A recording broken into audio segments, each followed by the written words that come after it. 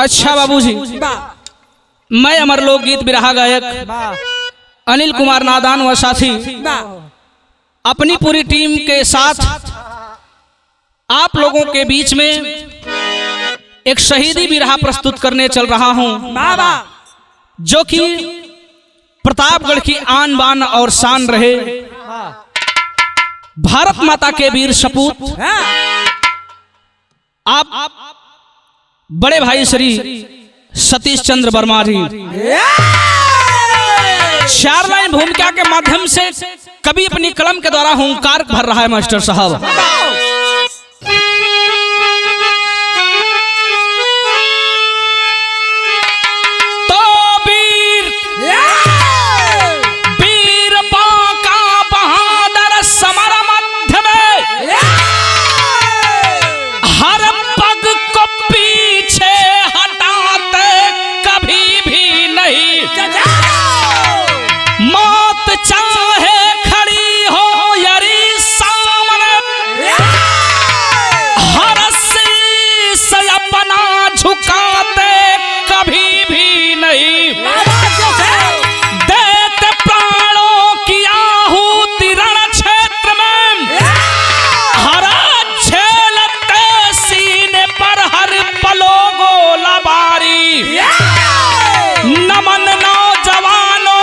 सत सत नमन है सीमा पर रात दिन करते जो पहरेदारी।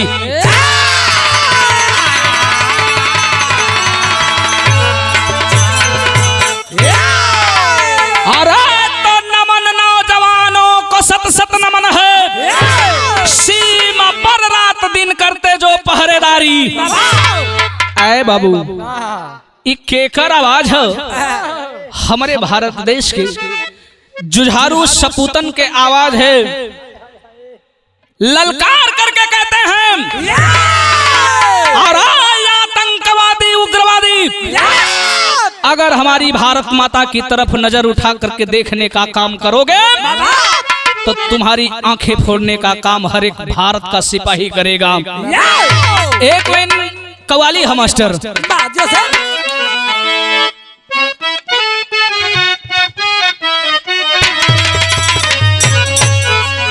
वह लाइन है कि अरे काबे में, अरे काबे में तेरा जलवा,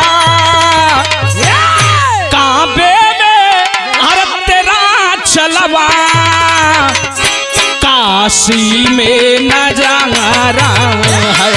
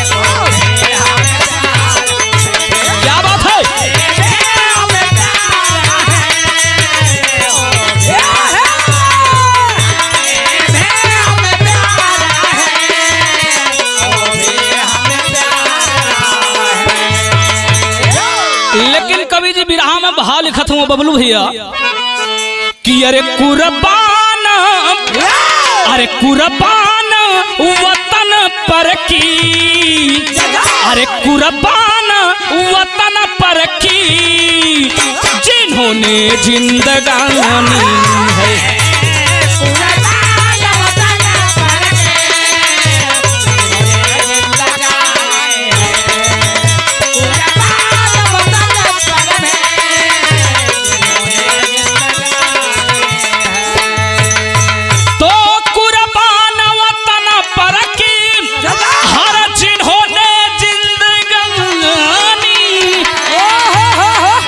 हर गाता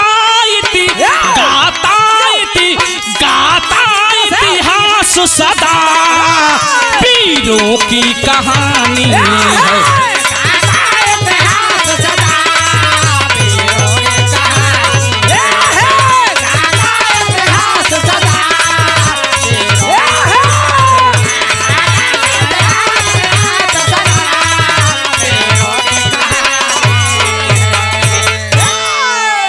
कुर्बान वतन पर की जिन्होंने जिंदगानी है। अरे गाता इतिहास सदाम वीरों की कहानी है। कहानी के कर हम मास्टर साहब के कर भैया इहवा से बिरहा का शुरुआत तो जौहरी छंद में कवि जी लिखत हुआ।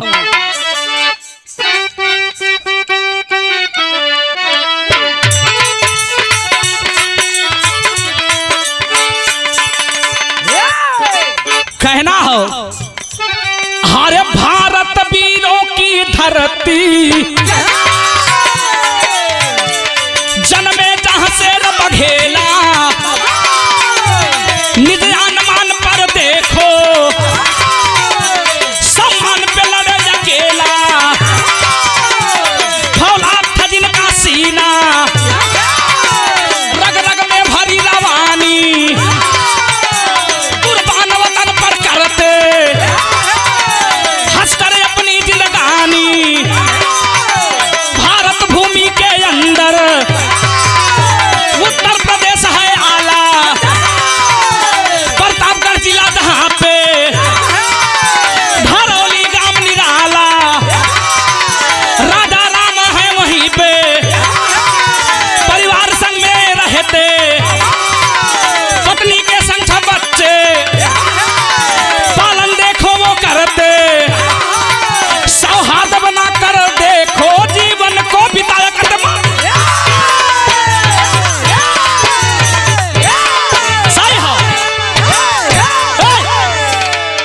सही है बाबू ई सही है बीरस दाब दाब पानी आ जाए। ए बाबू ई कहानी कहाँ के हो? उत्तर प्रदेश के अंदर एक बड़ा ही आला जिला बाबू जो कि आंवले की खेती के लिए पूरे विश्व में प्रसिद्ध है। वही प्रतापगढ़ जिला के रहाई वाला राजा राम वर्मा के परिवार बड़े ही खुशहाल पूर्वक अपना जीवन बिता रहा है बाबू। जिनके परिवार में पत्नी केवला देवी और केवला देवी के तन से 6 बच्चे का जन्म हुआ और 6 बच्चों में सबसे बड़े डॉक्टर रामचंद्र वर्मा, नंबर 2 पर रमेश चंद्र वर्मा, नंबर 3 सुरेश चंद्र वर्मा, नंबर 4 जिस वीर सपूत की गाथा को गाने जा रहा हूं अर्थात शहीद अमर शहीद सतीश चंद्र वर्मा, नंबर 5 दिनेश चंद्र वर्मा और नंबर 6 उमेश चंद्र वर्मा। आए बाबू बड़े ही प्रेम से अपने परिवार का पालन पोषण बाबूजी कर रहे हैं। और जब चौथे नंबर के बेटे यानी अमर शहीद सतीश चंद्र वर्मा का जन्म हुआ 24/7/1978 को, उस समय परिवार में बाबूजी खुशी का माहौल है। लेकिन कहना पड़ा एक लाइन गीत लगा था मास्टर साहब। कैसे भैया?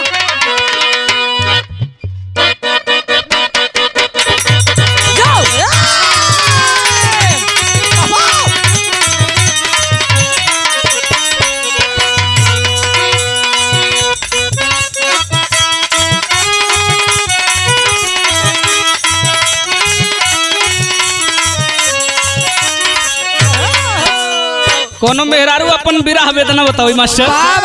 कैसे भैया? मन से दो थोड़ा सा हाँ पर्दे वाली बात पर्दा में रहे कहना हुआ। मेहरारुआ कहे का कहे मान कार सिलावट पे लोढ़ा से मान कार सिलावट पे लोढ़ा से पूछ दी जवानी राजवू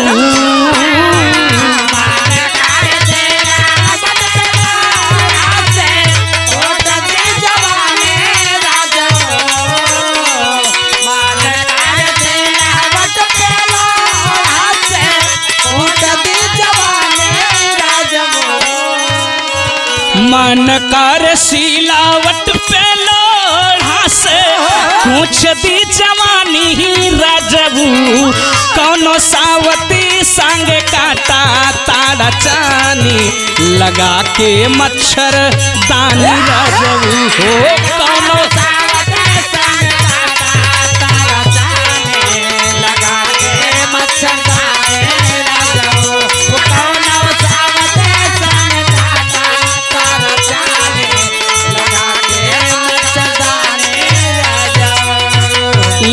कवि जी बिरहा में भाव लिखत हूँ।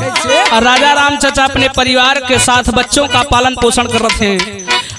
बच्चों का पालन पोषण करते हुए मन में सोच रहे हैं का सोचे हैं खुशी खुशी बाचावन संग दीनावा के देखा हो पितावे बाबूजी खुशी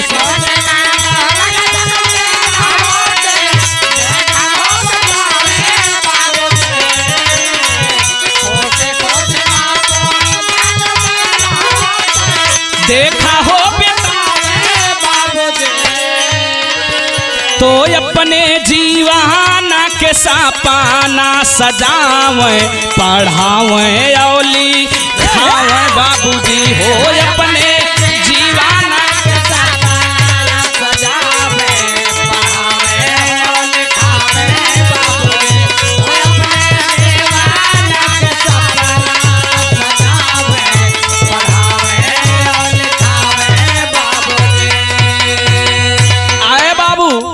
बाबूजी बचवन का पालन पोषण करत हुआ। धीरे धीरे सतीश भैया प्रतापगढ़ में अपनी शिक्षा पूरी किए और हाई स्कूल की परीक्षा पारा हमीदपुर में जाकर के जब पूरी किए बाबूजी धीरे धीरे समय बीता है और जब समय बीता तो होत का मास्टर खूली भर्ती पाड़ीला में होत राहल भाई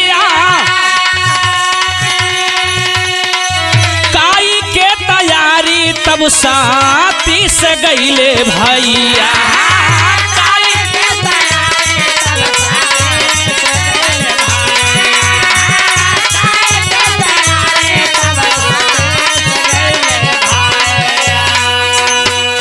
भैया सिलेक्शन तब मानावा में भैया सिलेक्शन तब मानावा में खुशियाँ मनावे बाबूजी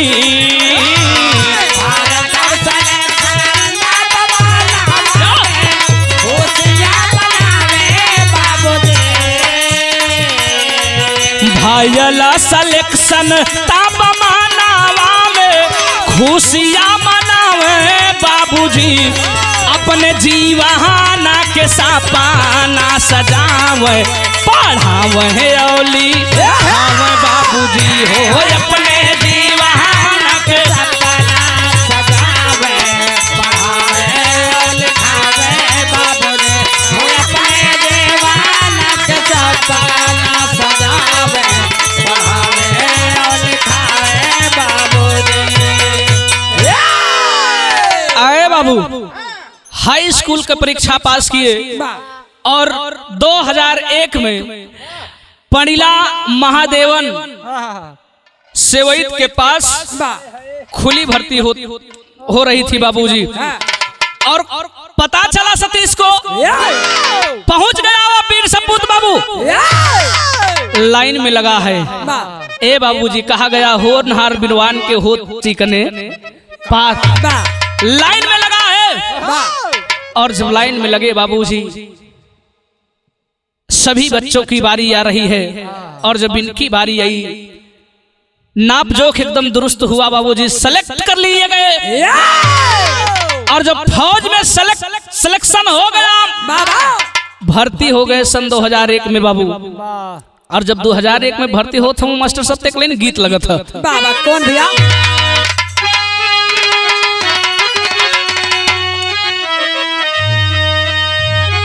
क्या बात है खाया झूलने पे बुलने हरा झूलने पे बुलने हर जहाजिया उड़ा दम बाबा अरे हमार पैज बुरा जहीरा जड़ादा। यह तरह है, लेकिन कभी जी भाव लिखत हूँ अरे जननी के अपने, हरे जननी के अपने, हर करई के रखवरिया चला है बिरावा बाबू कस के कमरिया, चला है बिरावा बाबू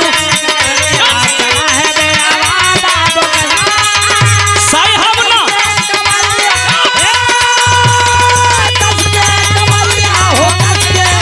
कमरिया चला है जियालाल।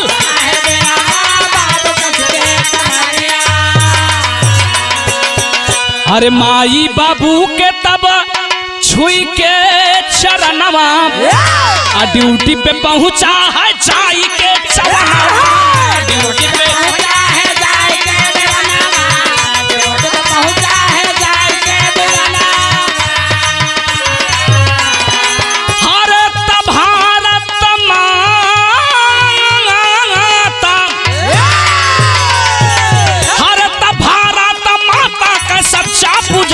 चला है बिरावा बाबू कस के कमरिया।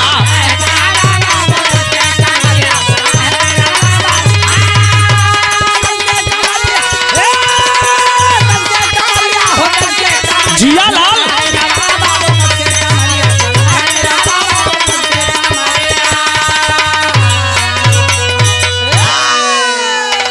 अच्छा था बाबू, चल दिया जवान ड्यूटी पे बाबू।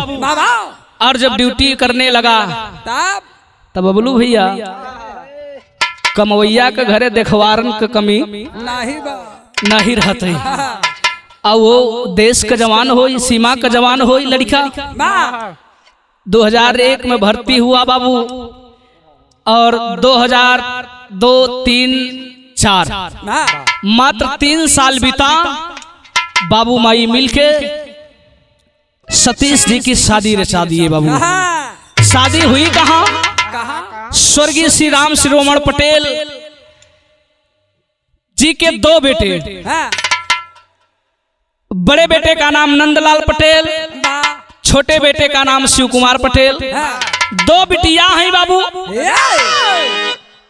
बड़ी बिटिया का नाम विनीता पटेल और छोट बिटिया का नाम हो योगिता पटेल। माता उमराई देवी। अच्छा था बाबूजी विचार कैले। अब विचार करके योगिता के साथ में आज शादी का तारीख पक्की होता। ए बाबू, अच्छा था हमारे भारत देश का रीति रिवाज बा। अच्छा मास्टर साहब, अगर शादी ब्याह तय तमाम हो जाता तो परिवार के साथ साथ लोगन का बड़ी खुशी होता। आज खुशी हो तो गाँव माई बहनी हरे गावत है, जौने दिन बारात सजत है। अब बारात सज के बियाह के लिए चलत हूँ सतीश भैया। तब माई बहनी हरे गाँव ई माटी के गीत है, एक खुशबू जवन तब रही उहई अब्बा उहई आगे रही कहना है मास्टर। माई बहनी हरे गाँव है, का गाँव है? कहे गोड़े मारांगा नावा धई के माथे 5 उरावाई हो माथे 5 उरावाई हो माथे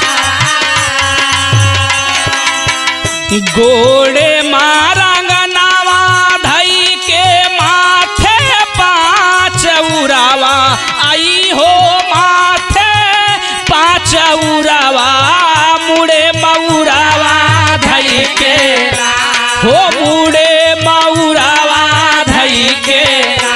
तब भैया मोरा बनी गई ले दूल्हावा मुड़े मऊरावा धई के।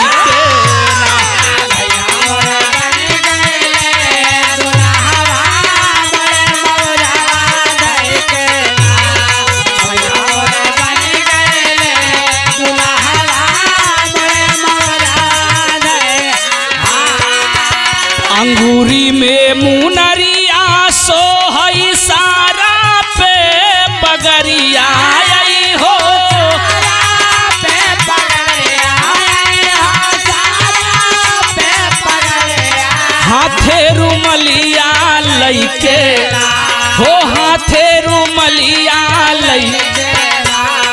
भैया मोरा चली भैले ससुरलिया हाथे रुमलिया लइके ना भैया मोरा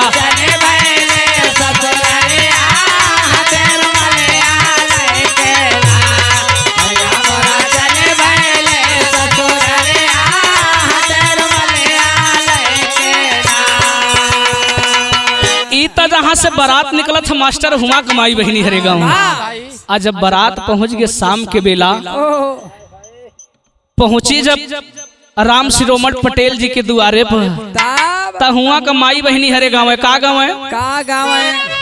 हरे ससुरारी आए दुल्हा ससुरारी आए दुल्हा ससुरारी आए दुल्हा ससुरारी आए दुल्हा साजी के सेहरा ससुरारी आए दूल्हा। रहा तब तक वहीं से गावत है कि ई जलसा खूब निकाला गई दुआरे पर ई जलसा खूब निकाला गए दुआरे पे। क्या बात है, बहुत अच्छे।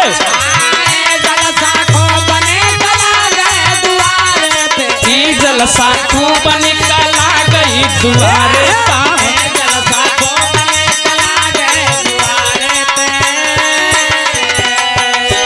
तमाम तरज में तमाम भाव में माई बहिनी हरे गाँव है।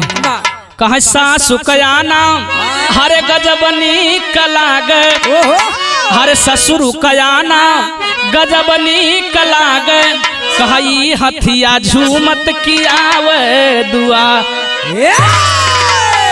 ए बाबू तरह तरह से गीत गौ नहीं होत बा।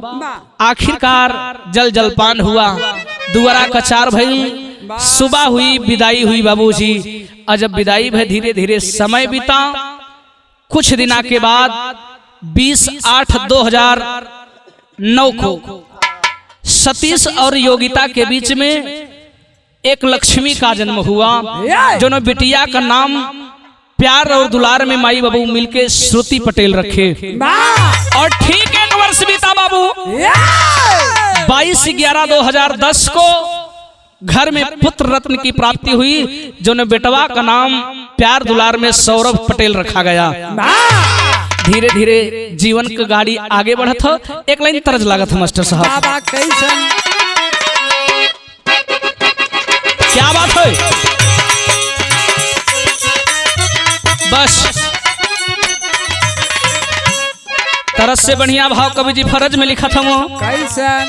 समय बीता तब घरवा में पड़ल बाबू जबकि गोद भराइया हो।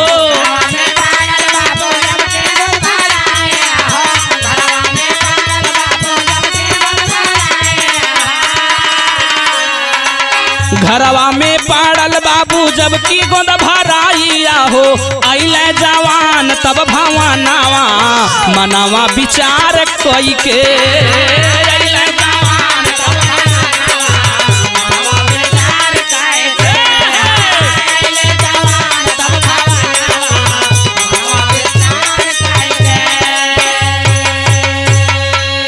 बीस दिनवा के बाबू मिलल आकाश हो।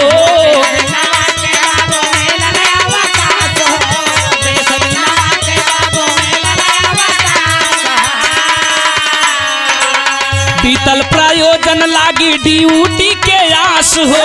बीतल प्रयोजन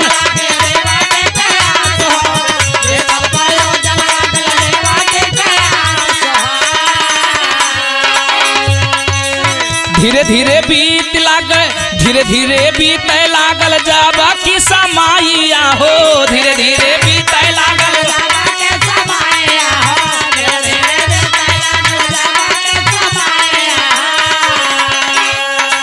धीरे धीरे बीते लागल जाबा की समाइया हो। सोचला जवान वही छनावा मनावा विचार कोई के।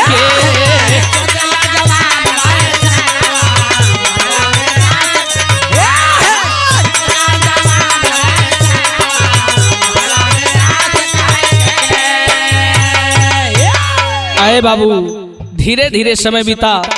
बड़े भैया रामचंद्र वर्मा जी की साली की बेटी की गोंद भराई पड़ी। उसी में 20 दिन का अवकाश लेकर के जब घर पे आए, बड़े ही प्रेम से दिन बीत गया बाबू। और जब दिन बीता है, 20 दिन की छुट्टी बीती, और जब 20 दिन की छुट्टी बीत गई बाबू, मन में विचार किए कि अब हमारी छुट्टी का समय जो है हमारा वो समाप्त होने वाला है। अब हमें भारत माँ की रक्षा के लिए, जिनके लिए मैंने स्तन पे वर्दी को सजा के रखा है, उनकी सुरक्षा के लिए मुझे निकलना होगा। मनवा में सोचा था, तब तक एक लाइन गीत लगा था मास्टर।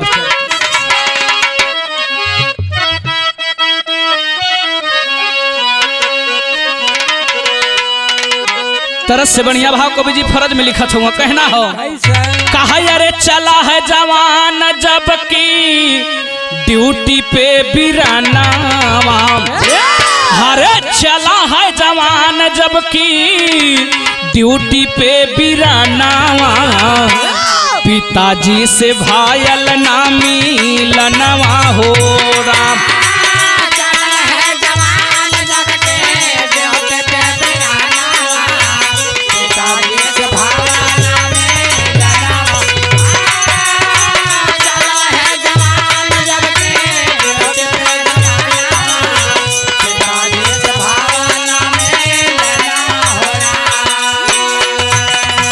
आए बाबूजी बताए कि जिस दिन बेटा घर से ड्यूटी पर जाने लगा, ससुराल से घर मिलने के लिए आए, लेकिन पिताजी कहीं बाहर थे, संजोगवश मुलाकात नहीं हुई। घर से बाहर निकल रहे हैं बाबूजी, लेकिन होता क्या है, अखिया में लोर लेके देखा वो ही छाना, अखिया में लोर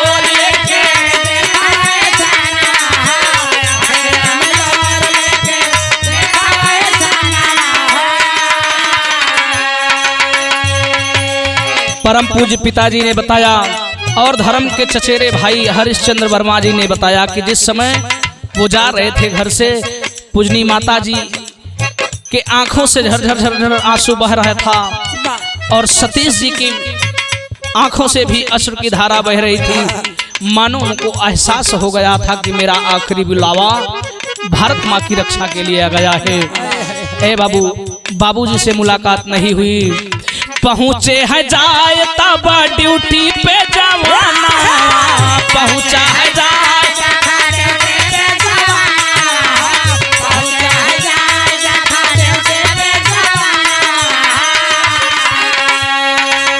चार और 5 तारीख 4 और 5 मार्च की घटना रही। घर पर आए, पिताजी ने बताया कि मेरे कहने के मुताबिक लगभग 1.5 बिस्से आलू का खेत था, जिसकी खुदाई किए घर में रखवा करके तब गए, और धीरे धीरे समय बीता, ड्यूटी पर चले गए। 8 तारीख आई, 8 मार्च का दिन तो हुआ क्या,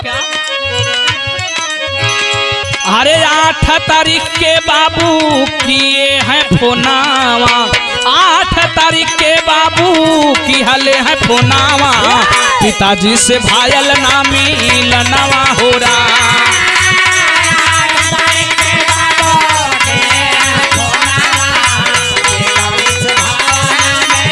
क्या बात है,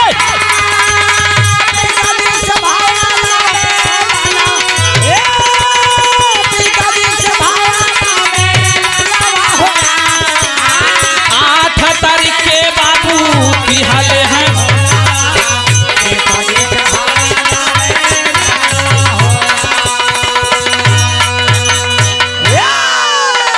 8 तारीख 8 मार्च को बाबूजी फोन किए, फोन पर हाल चाल हुई, अपने पूरा वृतांत बताए बाबूजी। और जब पूरा वृतांत बताए, हाल चाल हुई, बाबूजी कहला बबुआ ठीक हुआ, सतीश भैया ने कहा एकदम सब ठीक ठाक है। उस समय बाबूजी छत्तीसगढ़ सुकमा बॉर्डर पर ड्यूटी लगी, सुकमा जिले में। और जब सुकमा जिले में इंदिराम ग्राम में ड्यूटी लगी है, जहां पर नक्सलियों का इलाका है बाबूजी, और नक्सलियों को ये नहीं भाता है कि सरकार जो विकास का कार्य कर रही है। सभी नक्सली ये सोच रहे, मन में सोचा करते थे कि अगर विकास का कार्य क्षेत्र में होगा तो हमारी रोजी रोटी नहीं चलेगी, हमारी दहशत बरकरार नहीं रहेगी।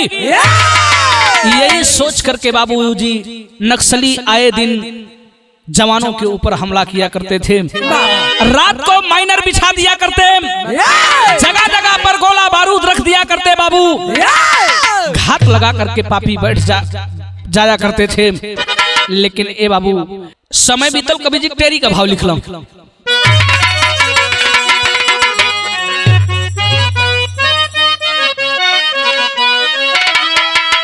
अरे पहरे पर पहरेदार चल दिए,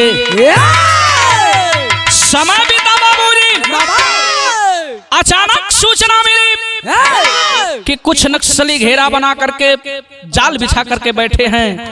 लगभग 10-12 जवान चल पड़े बाबूजी, और जब चले तो हुआ क्या, पहरे पर पहरेदार चल दिए, हरे पहरे पर पहरेदार हो, हरे पहरे पर पहरेदार चल दिए, हरे टक्कर ने देश सुरक्षा जननी के जुझार, अरे जुझार, अरे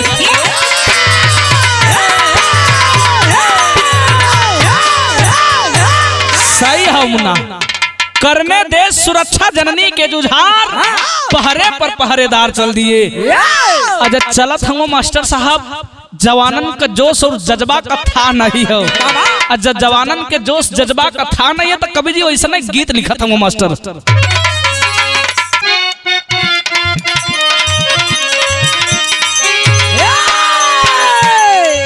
देखा वीर रस के सम्राट स्वर्गीय रामदेव चचा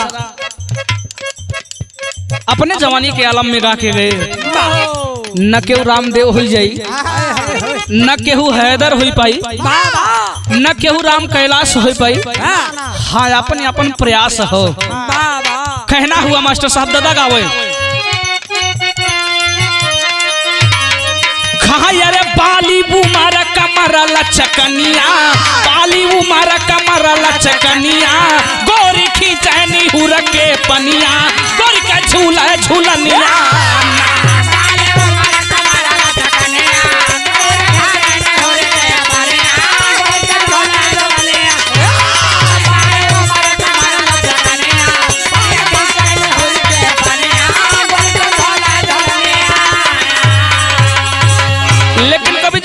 भाव लिखत हूँ मास्टर साहब, अरे चले जान गस्त पे देखा, चले जान गस्त पे देखा, वो ही छानवा हो जवनवा, कर मन में गुमनवा।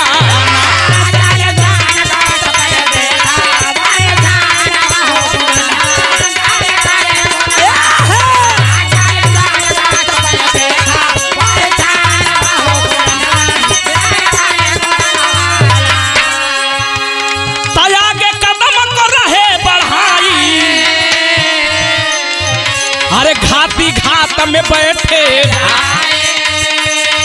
अरे तनक सली घेरा लिए बनाई, चारों तरफ से देखा, हरा तागे गोली दना दना देखा, तागे गोली दना दना देखा, बेईमानवा हो जवनवा, कर मन में गुमनवा।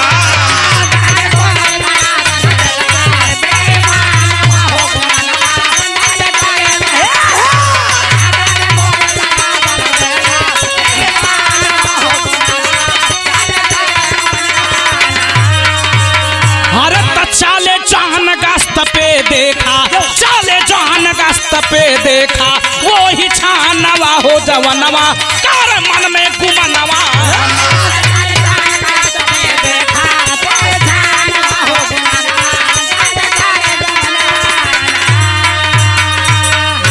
लेकर के चल दिए हमारे देश के वीर सपूत, अपने जवानों की टोली 10-12 जवान लेकर के चल दिए बाबू।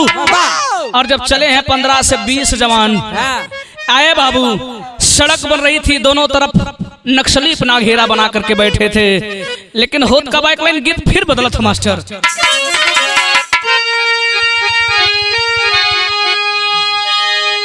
केहू केहू से कहे जरवैया जरे का करबो, लेकिन मेहरारू कहे कैसे खायरा बंद कई के चली चाहे और रहाई सितंबर अक्टूबर का महीना। एक ठी मेड़ पकड़ के कोनो देवर चलावत रही, दूसर का मेड़ पकड़ के भौजाई चली आवत बा। हथवा में छाता लेवा देवरवा कहा ये भौजी हाँ भौजी रिमझिम फुआर पड़ा था। भौजैया छाता ले देवरवा कहा ये भौजी कितना दिन भाव कहा कितना दिन भाव पगलाने। भौजैया कैस मतलब आह का हम देखा था पानी बरसत बा हाथे में छाता ले हूँ, लेकिन का छतवा खोलत कहे नहीं हूँ। तो भौजैया बबलू भेवा रहा है तनिका रंगीन मिजाज का खर्राहट रही। हाँ काई देखा ये देवर काई पारस होश में रहा हमार सामान चाहे खोली चाहे ना खोली। हाँ का कहे मास्टर का कहे भैया खायरा बंद कई के चली चाहे हरा बंद कई के चली चाहे हर खोल करके छाता राजा कमाता हमारो हो राजा कमाता हमारो देखी देखी तोर का भभाता राजा कमाता हमारो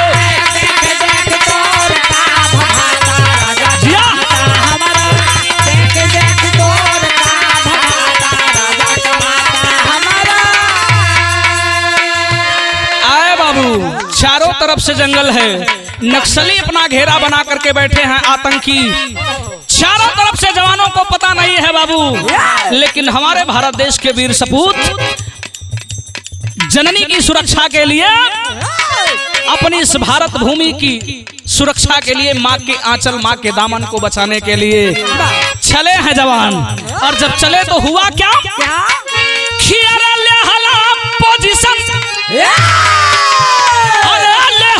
पोजीशन देखा नौजवानवा पिया बनावा में हो पिया बनावा में दिहले मचाए तब तूफानवा पिया बनावा में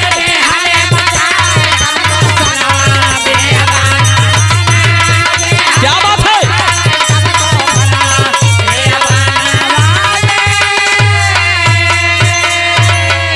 सन सन गोली याचा लाना लागी भाई सन सन गोली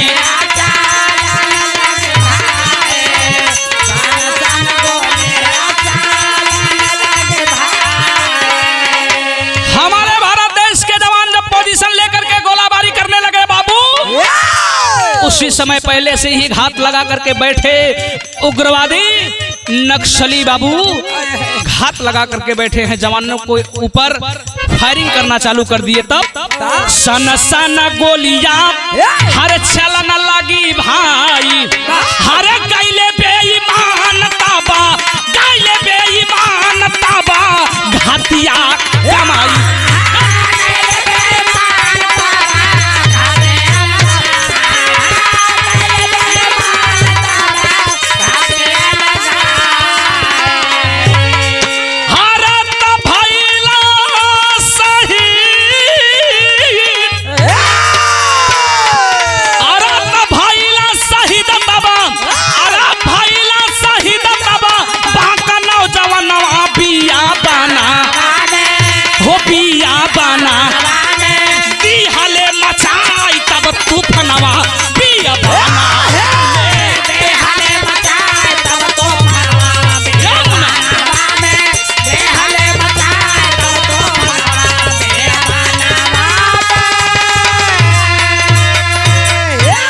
आए बाबू प्रमाण मिला हमारे देश के वीर सपूत उसी समय 3 घायल हुए और लगभग 12 जवान शहीद हो गए बाबूजी। और जब 12 जवान शहीद हुए, जिस समय अमर शहीद सतीश चंद्र वर्मा को गोली लगी, सूचना मिली बाबूजी, उसी दिन उत्तर प्रदेश के विधानसभा चुनाव का रिजल्ट ओपन हो रहा था। पिताजी टेलीविजन पर बैठे हैं बाबू, उधर से साले का बेटा, चूंकि ससुराल में रहा करते थे ज्यादातर, वहां से फोन आया। बाबूजी फोन रिसीव किए, बच्चे ने कहा, बाबा कुछ सूचना मिली आपको? आए बाबू, इतनी बात को सुनकर के, इतनी बात को सुनकर के बाबूजी आज पिताजी अवाक हो गए, क्योंकि सेना के जवान रह चुके, सेना की हर एक गतिविधि से वाकिफ थे। भाप गए बाबू, हो ना हो हमारे साथ घटना घट गई है। और जब सूचना मिली बाबू, निकट के सीआरपीएफ कैंप त्रिशुंडी में भी सूचना आई। यहाँ के जवान जाकर के पूछने लगे, सतीश चंद्र वर्मा का घर कौन सा है? सुबह से लेकर के दोपहर तक ढूंढे, लेकिन पता नहीं पाए बाबू। किसी तरीके से पता चला, और जब सूचना मिली तो हुआ क्या, एक लाइन गीत लगा था मास्टर,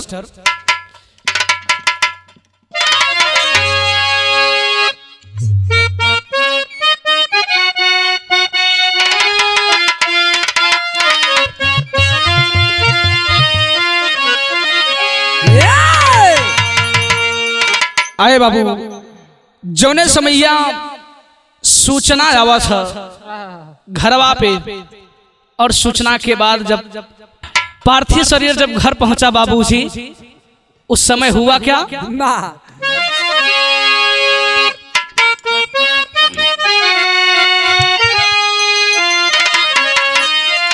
कहे अरे भाई भाऊजई,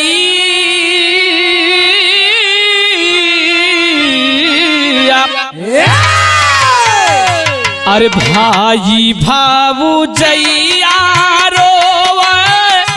बाबू मातारिया हो नजरिया बरसे,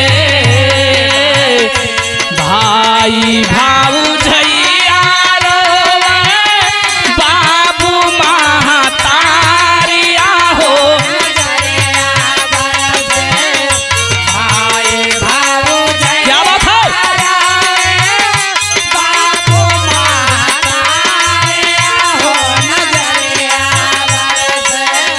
भाई भाऊजैया रोवै बाबू मातारिया हो नजरिया बरसे, छाती पीटी रोवली गुजारिया हो नजरिया बरसे,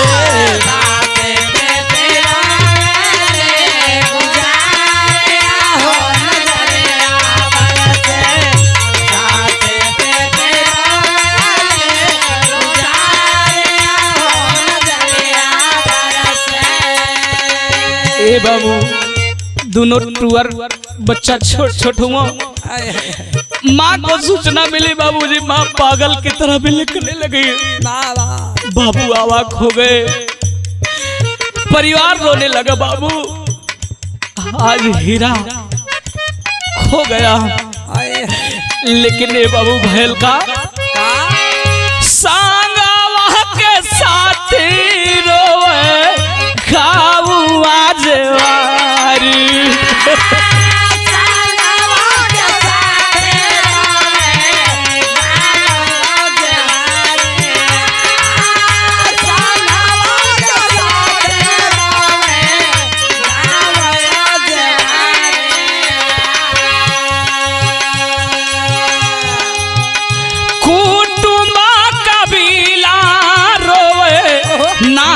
रिश्तेदार हुए,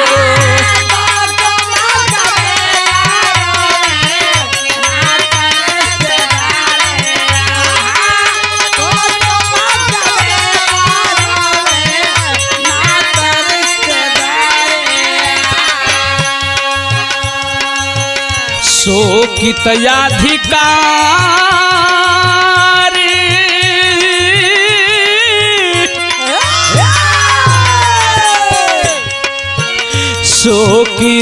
शोकिताधिकारी करम चारी वो ही घारिया हो नजरिया बरसे शोकिताधिकारी करम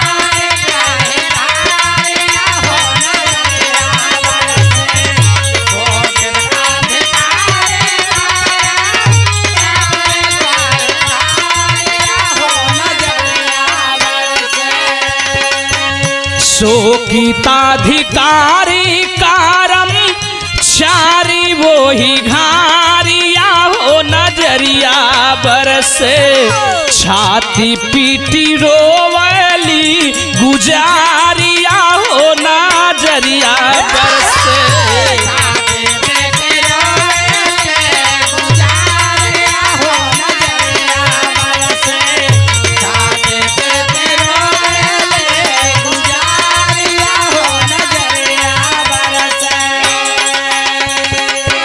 अरे बाबू आज पूरा जनसमूह रो रहा है शहीद की जब डेड बॉडी घर पर पहुंची बाबू चारों तरफ से जनसमूह जनसैलाब दरवाजे पर उमड़ पड़ा। निकट के सीआरपीएफ कैंप के जितने भी अधिकारी कर्मचारी रहे कमांडर से लेकर मेजर तक सभी घर पर मौजूद हुए बाबू। लेकिन आज उस वीर सपूत को सलामी दे रहे हैं लोग। तो कभी जी पहापट में भाव लिखत हूँ मास्टर।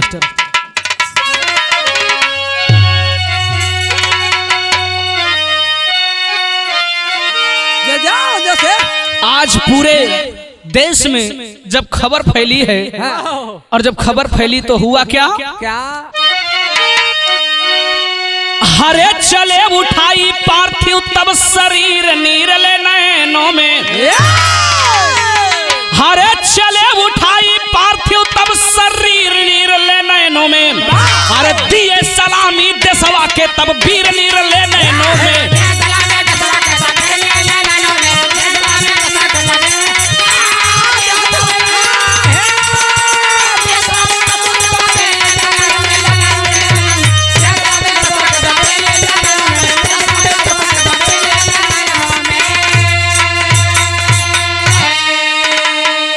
और अंबर बाबू आंसू दिया बहाई भारत देश के अंदर बाबू गम के बादल छाई हर दुश्मन के तब सीना दिहल चीर नीरले नैनों में हर दुश्मन के तब सीना दिहल चीर नीरले नैनों में तब दिए सलामी देशवा के तब वीर नीरले नैनों में।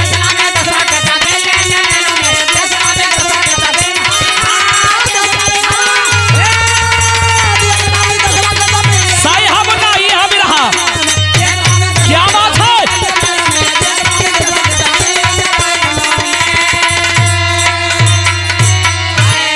आए बाबू कहना हुआ आल्हा का भाव मास्टर।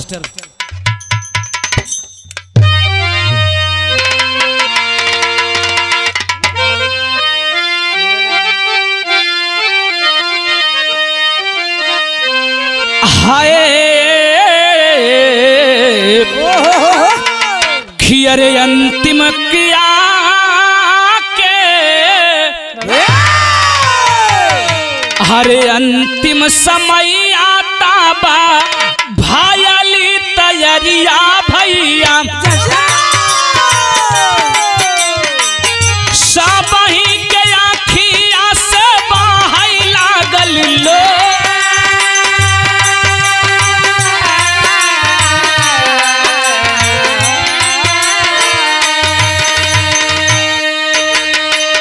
गूंजल जाय काराया अमर भायल बाजवनवा भैया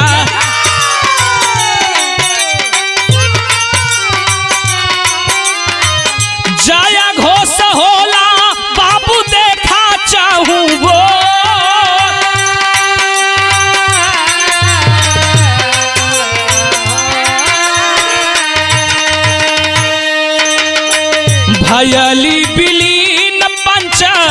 हयली विलीन पंच तत्व में शरीरिया भैया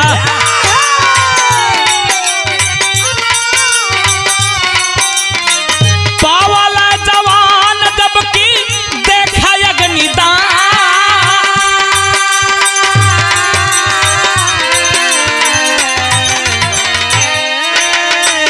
होल शहीद प्रतिदिन होल शहीद प्रतिदिन सीमा पे जवनवा बाबू यान बान शान यो बचा के सम्मान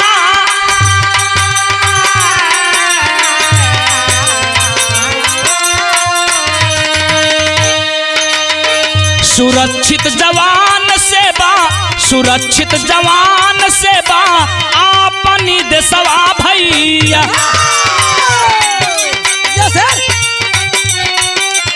मगर राजनीतिया चमकावे देखा लो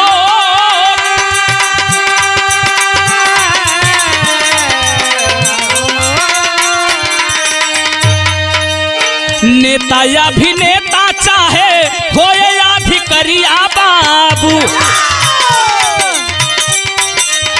लसिया पे राजनीति कर देखा हो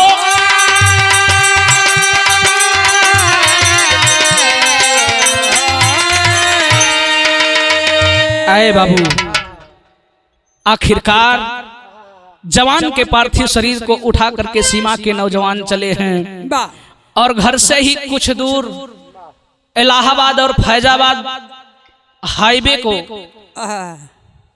पूरब से पश्चिम क्रॉस करने पर स्वयं की एक बाग है बाबू। पिताजी ने विचार किया, लोगों ने विचार किया, ले जाकर के बाबूजी अंतिम क्रिया कलाप को किया गया, पार्थिव शरीर को बाबूजी अग्निदान दिया गया। लोगों का जनसैलाब आज बाबूजी चारों तरफ से उमड़ पड़ा है। कहना नहीं चाहिए, लेकिन जिस समय हम और हमारे धर्म के बड़े भाई श्री शत्रुघ्न यादव कवि जी सतीश भैया के दरवाजे पर बैठ करके उनके पिताजी के मुख से और उनके धर्म के बड़े भाई हरिश्चंद्र वर्मा जी के मुख से जब कहानी सुन रहे थे, बता रहे थे, तो एक पिता का दर्द जो उन्होंने व्यक्त किया, अगर उसे हम विरहा के माध्यम से प्रस्तुत करते हैं तो हमारी सरकार और हमारे समाज के ऊपर एक लांछन लगता है। क्योंकि आज चाहे नेता हो, चाहे अधिकारी हो, आए बाबू, समय समय पर लोग अपनी राजनीति को चमकाने का काम कर रहे हैं। जवानों के पार्थिव शरीर पर राजनीति हो रही है। लोगों को डर अपनी राजनीतिक रोटी का है और आज देश पर जवान दिन प्रतिदिन शहीद हो रहा है, उनकी चिंता किसी को नहीं है बाबू। केवल दिखावे के आंसू सभी के पास हैं। पिताजी ने तो यहां तक कह दिया कि मेरा विश्वास ही सरकार से उठ गया है। और देखने को भी मिलता है बाबूजी, समाज में मिल भी रहा है। कोई निम्न वर्ग का जवान हो जिसे हम आप किसान के घर का कह सकते हैं, जब शहीद होता है बाबूजी तो उसके हिस्से का भी जो उसका हक है नहीं मिल पाता। और लगे छुए हमारे अधिकारी, नेता आदि लोगों के नात रिश्तेदार पहली बात तो कोई है नहीं, लेकिन लगा छुआ में क्यों मिलू जाता तो एक एक जवान के पीछे अरबों रुपए अनुदान का कार्य किया जाता है। लेकिन जो जवान जमीन से उठ करके गया है बाबूजी, जिसके पास खाने को रोटी नहीं रही, पीने को पानी नहीं रहा, उसके उसके परिवार को लोग ऐसे बिलखता छोड़ दे रहे हैं। सरकार भी हमारी ध्यान नहीं देती। मैं आलोचना नहीं कर रहा हूं, लेकिन जो समाज में दिखाई पड़ रहा है उसी वेदना को व्यक्त कर रहा हूं। आखिरी और अंतिम भाव में कहना हुआ जो ने समैया बाबू के पार्थिव शरीर के अंतिम अग्निदान दिए, बेटा अग्निदान दिया, उस समय दोनों बच्चों का भाव क्या है बाबू?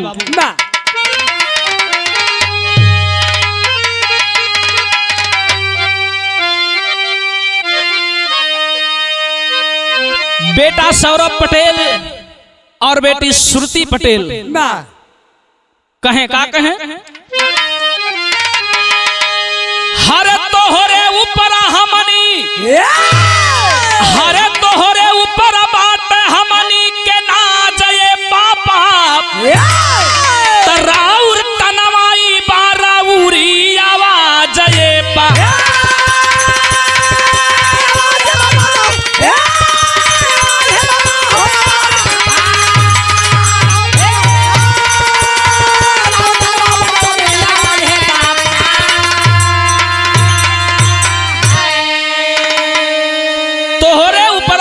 हमनी के नाज है पापा, राउर तनवा इबा रौरी आवाज है पापा, आवाज है पापा। वो दोनों बिटिया और बेटवा कहे का कहे? तदेशवा के खातिर की हम तनवा कुर्बान, हरे पानी गर जरूरत हम मचाई बे तूफान।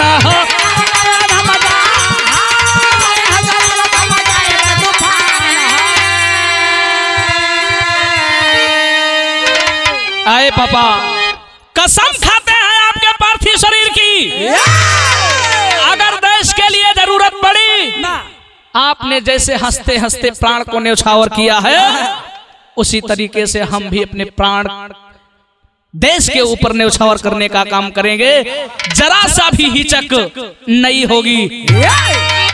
कहना हुआ हरे रही शिखर पे भारत, अरे तरही शिखर पे भारत के ताज ये पापा, तराउर तनवाई बारौरी आवाज ये पापा।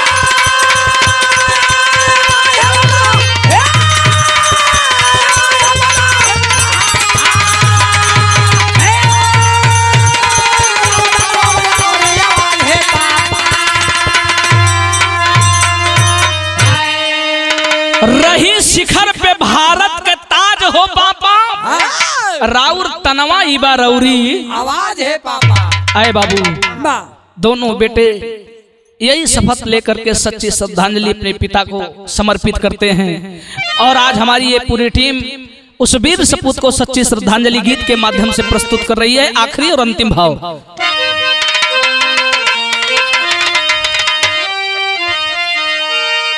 स्वामी गीतानंद संत भय भुल्लुर तजे कोतारी, हरे राम आधार है दर के जिद्दी, हरे सींच रहे फुलवारी।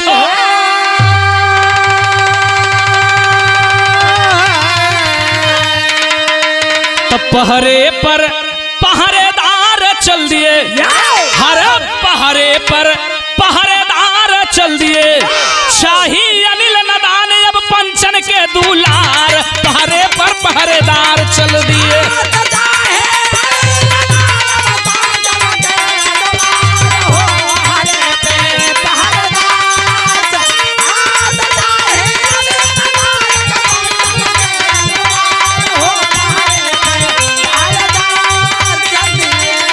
मेरे देश की धरती, मेरे देश की धरती सोना उगले उगले हीरे मोती, मेरे देश